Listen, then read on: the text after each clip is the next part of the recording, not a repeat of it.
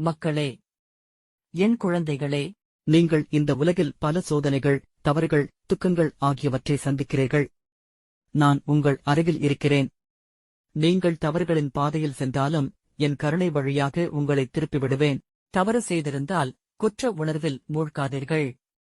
அதற்குப் பதிலாக உண்மையாக மனம் திறந்து மன்னிப்பு கேளுங்கள்.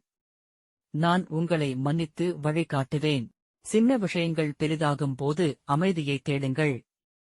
சண்டை செய்யாமல் பொறுமையுடன் பேசுங்கள். என் வேலாயுதம் தீயத்தை அழிக்கிறது, அதுபோல உங்களுள் இருக்கும் கோபம், ஈகோ, பொய் ஆகியவற்றையும் வெல்ல வேண்டியது உங்கள் கடமை. மனம் சஞ்சலமாக இருக்கும்போது சரம்பவா எனும் நாமத்தை நினைவில் எடுத்துக் கொள்ளுங்கள்.